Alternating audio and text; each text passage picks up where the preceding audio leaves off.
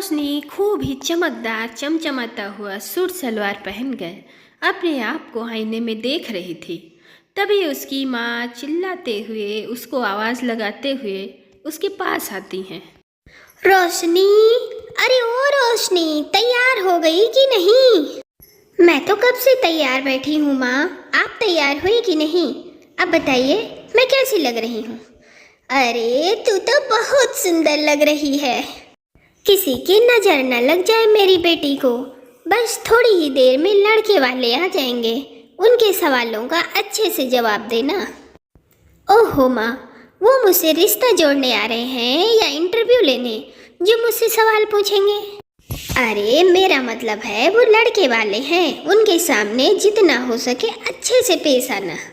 अब दोनों माँ बेटी बात कर ही रही होती हैं कि तभी घंटी बजने की आवाज़ आती है। लड़के वाले घर आते हैं। शकुंतला उनकी खूब खातिरदारी करती है और तभी रोशनी चाय नाश्ता लेकर बाहर आती है। अब लड़के की माँ प्रेमा पकौड़े उठाकर खाने लगती है। अरे वाह वाह बहन जी, पकौड़े तो बहुत अच्छे बने हैं, इनके स्वाद का तो जवाब नहीं। अरे अरे बहन जी, ये तो हमारी रोशनी के हाथों का कमाल है। तब तो खाना भी बहुत अच्छा बना लेती होगी। सच बताऊं तो इतने अच्छे और स्वादिष्ट पकौड़े मैंने आज तक नहीं खाए। वाह जी वाह। अब अपनी तारीफ सुनकर रोशनी तो फूली नहीं समाती है और वह और पकौड़े उनके आगे परोस देती है। अब पकौड़े देखकर राजीव कहता है, अरे माँ बस भी करो, हम यहाँ लड़की देखने आए हैं या पकौड़े खाने? अब मुद्दे की बात भी करो ना। देखिए बहन जी, मुझे और मेरे बेटे को आपकी बेटी तो पसंद है। अब मेरी तरफ से तो रिश्ता पक्का समझिए।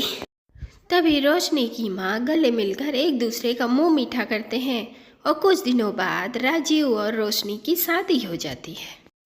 फिर कुछ दिनों बाद रोशनी का स्वभाव जब उसकी सास शकुंतला समझने लगती है तो उसे ये समझ में आता है कि रोशनी की अगर कोई तारीफ कर दे तो वह चने की झाड़ पर चढ़ जाती है। साथ ही सामने वाले की बात बहुत आसानी से मान जाती है। फिर एक दिन रोशनी वहाँ बैठी टीवी देख रही थी, तभी उसकी पड़ोसन पुष्पा वहाँ आती है। शकुंतला, अरे ओ शकुंतला, कहाँ है तू? लो, आ गई पुष्पा आंटी, अब घर में अशांति फैलाने। अरे आंटी जी, आप आ गई?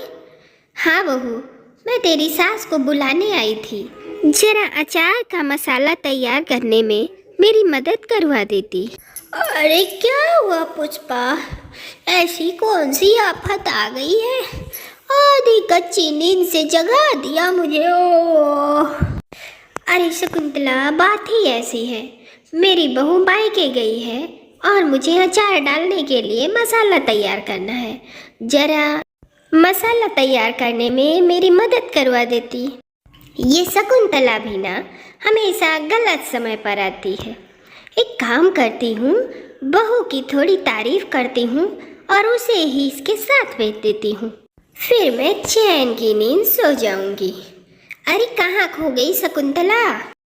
अरे पुष्पा, तुझे पता है मेरी बहू के हाथ का अचार इतना स्वादिष्ट होता है। अरे कैसे पता होगा, तूने कभी चखाया भी तो नहीं? हाँ वो तो है, पर मैं सच बता रही हूँ पुष्पा, इसके हाथ का बना अचार बाजार में तो कहीं ढूंढने से भी नहीं मिलेगा। अरे पुष्पा, मेरी बहू के अंदर तो बहुत हुनर है, इसके हाथ में जादू है, जादू। बस माँ जी, हाँ आप ना मेरी बहुत तारीफ करती हैं। आप कितनी अच्छी हैं माँ जी। हाँ तो एक काम कर बेटा, तू जा पुष्पा की भी मदद करवा दे, इसका भी अचार बनवा दे, इसको भी तो पता चले तेरे हाथों का हुनर।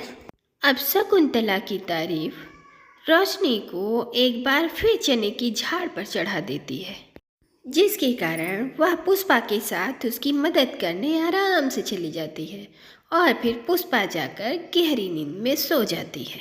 इस तरह शकुंतला अपनी बहू की तारीफ करके अपना काम निकलवाया करती।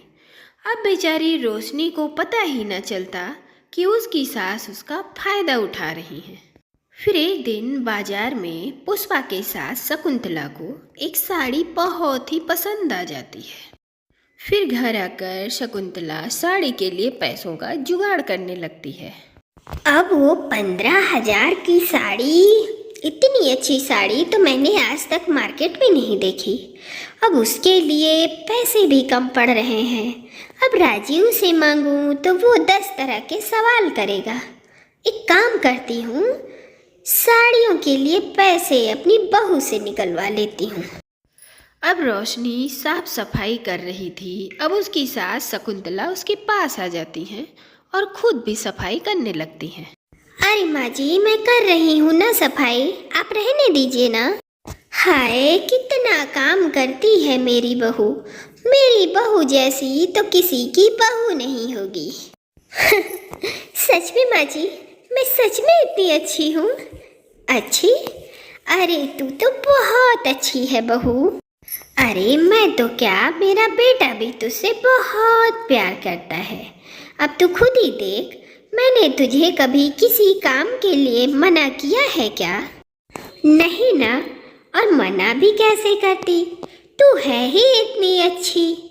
बस माँ जी, अब कुछ ज़्यादा ही कह रही हैं। हाँ, अरे माँ जी, मैं इतनी भी खास नहीं हूँ।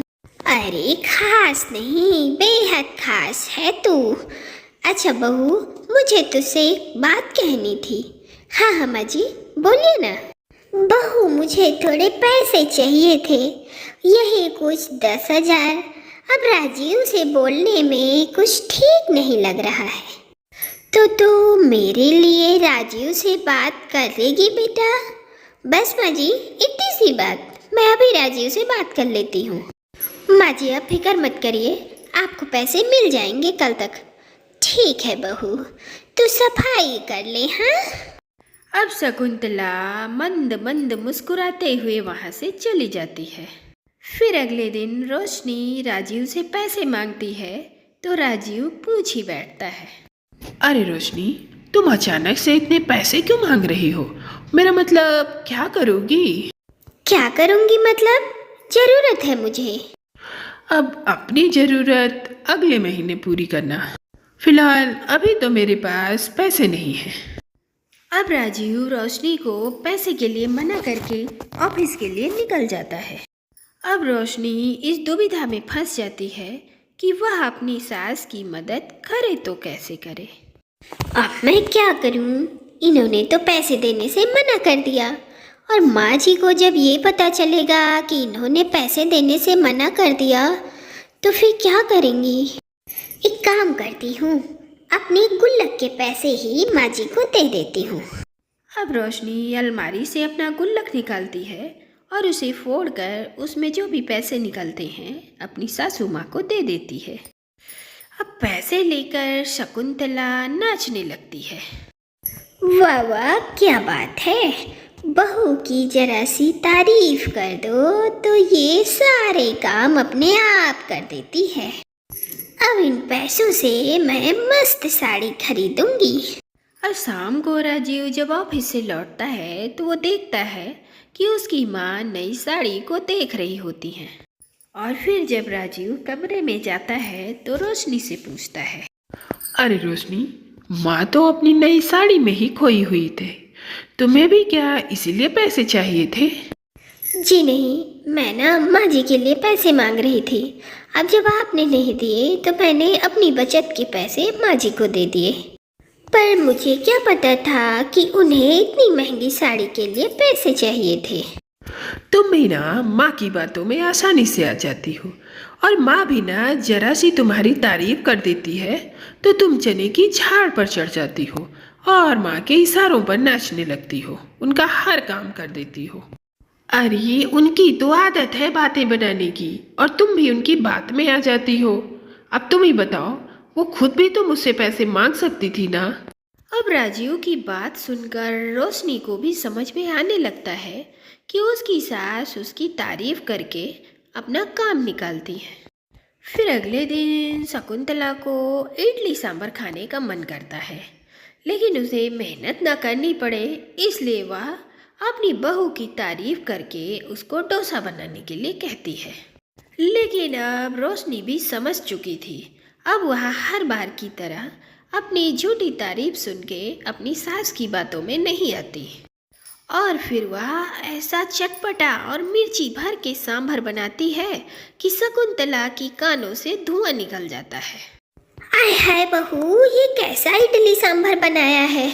इसमें तो बस मिर्ची भरी पड़ी है। कैसी बात कह रही हो सासू माँ? माँ जी, आपने ही तो मेरी तारीफ की थी कि मेरे जैसा इडली सांभर कोई बनाता ही नहीं होगा। फिर ये इडली सांभर खराब कैसे हो सकता है? चलिए माँ जी, अब पूरा खाकर ही उठना। हाँ, हे भगवान, मेरी बहू तो मेरी चाल से मुझे ही मात दे गई। मेरी बिल्ली मुझे को म्याऊं। हाय रे, मेरा मुंह जल रहा है, कान से धुआं निकल रहा है। बहू, अब मैं एक बात गांठ बांध लूंगी, मैं तुझसे कोई काम करने को नहीं कहूंगी। अब इसके बाद शकुंतला आइसक्रीम पे आइसक्रीम खाने लगती है और यह समझ जाती है कि वह अपनी बहू को आसानी से चने की झाड़ पर नहीं चढ़ा पाएगी और ज़्यादा आइसक्रीम खाने की वजह से शकुंतला को सर्दी जुकाम भी हो जाता है। अच्छी अच्छी, हे भगवान, ये बहू की तारीफ करना तो मुझे भारी पड़ गया।